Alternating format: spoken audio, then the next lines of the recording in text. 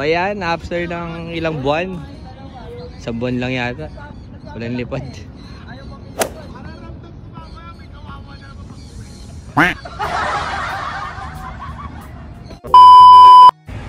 So for today's video, magpapalipad tayo guys after almost 1 month din na hindi natin napalipad yung mga ibon natin. So ano ba yung mga challenges na pwede dating ma-encounter? Number 1, syempre, tagal namin hindi nagkita ng mga ibon, so most likely baka hindi nila ako kilala.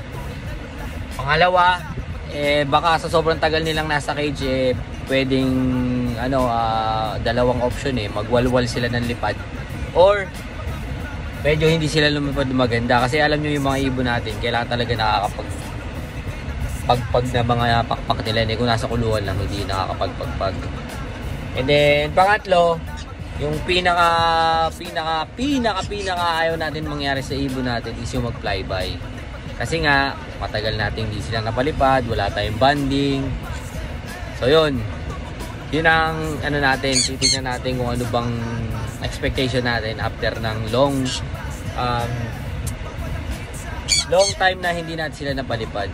So yun lang. Actually ito tip lang guys kailangan talaga natin paliparin yung mga ibon natin. Alam ko kasi ito based on experience lang sa mga mga ibon na nagpe-feather feather plucking, yun parang somehow na-stress sila kaya nila ginagawa yun. Siguro kung sanay silang lagi nasa labas as biglang all of a sudden kinulong mo ganun, tapos wala silang kabanding yun. So yun, tingnan natin yung effect, kung ano ba yung effect yung palipad natin after 1 month na walang training, walang kung ano-ano. Ayos. So ayan, after ng ilang buwan, isang buwan lang yata, walang lipad.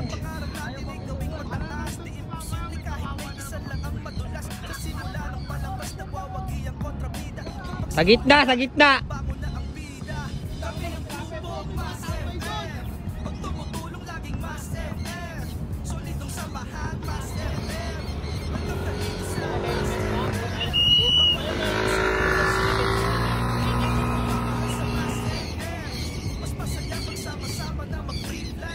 Geng! So yun nga yung effect expected, mawawalwal sila, diba? Tapos lumipad yung mga ibon natin kasi ang tagal nila hindi nakalipad.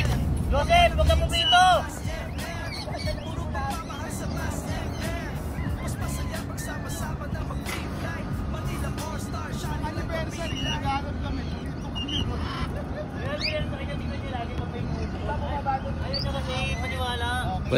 Bantay!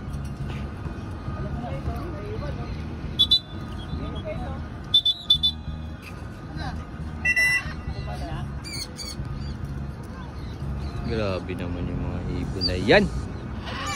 Pangalawang bitaw.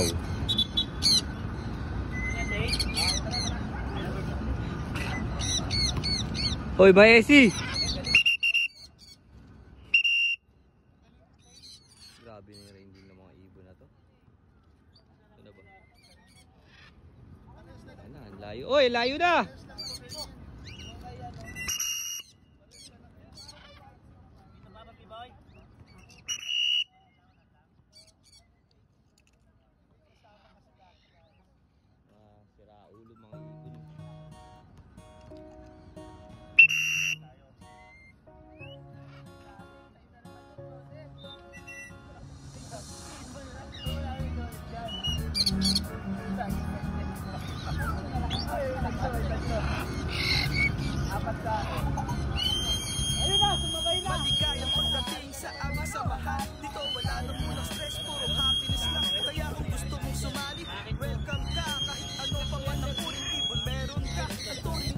Bakit na 5 na to?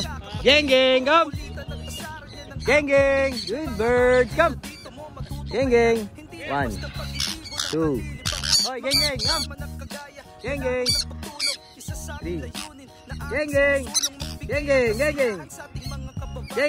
Come! Geng! Hey!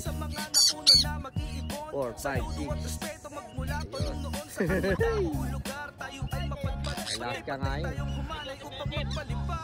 Leto tayo yan. Go! Ano yan to? Diga! Ganito. Ganun, baka din